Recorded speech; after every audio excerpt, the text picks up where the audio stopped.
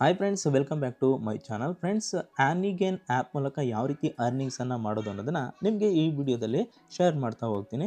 ಈ ಒಂದು ಆ್ಯಪು ಪ್ಲೇಸ್ಟೋರಲ್ಲಿ ಸಿಗಲ್ಲ.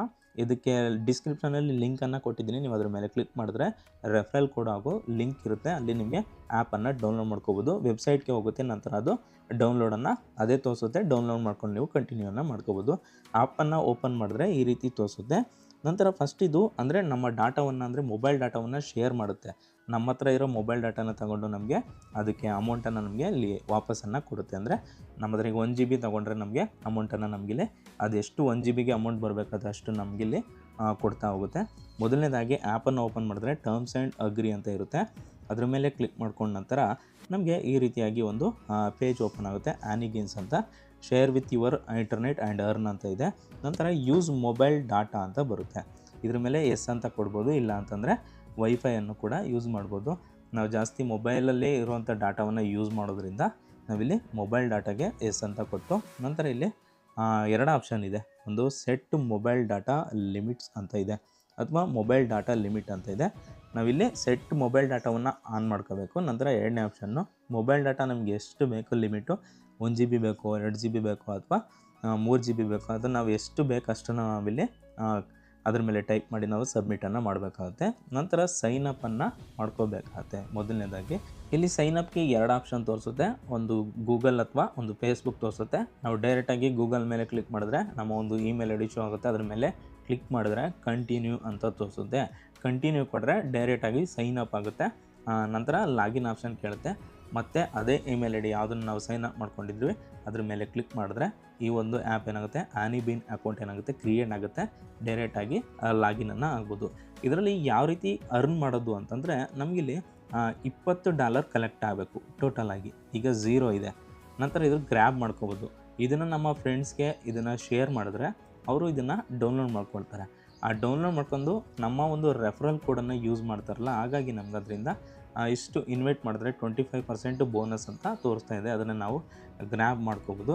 ಆಲ್ರೆಡಿ ನನ್ನ ಒಂದು ಅಕೌಂಟ್ನಲ್ಲಿ 6 ಮೆಂಬರ್ಸ್ ಇಲ್ಲಿ ಜಾಯ್ನ್ ಆಗಿದ್ದಾರೆ.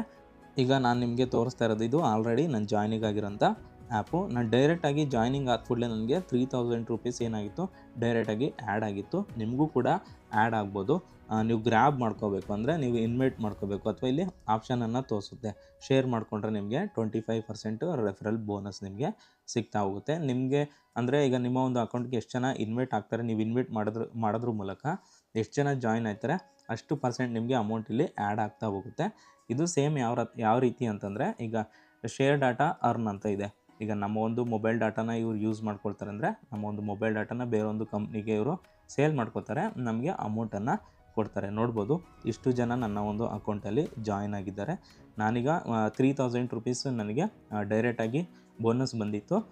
ಈಗ ನಾನು 324 ರೂಪಾಯಿನ ನಾನು ಅರ್ನಿಂಗನ್ನು ಮಾಡ್ಕೊಂಡಿದ್ದೀನಿ. ಎಷ್ಟು GBಗೆ ಎಷ್ಟು ಅಮೌಂಟನ್ನು ಬಂದಿದೆ ಅಂತ ಇಲ್ಲಿ ನೋಡ್ಬೋದು. ಹಾಗೆ ಡೈಲಿ ಎಷ್ಟು ಅರ್ನಿಂಗ್ಸನ್ನು ಮಾಡ್ತೀವಿ ಅನ್ನೋದು ಕೂಡ ಇಲ್ಲಿ ತೋರಿಸ್ತಾ ಹೋಗುತ್ತೆ.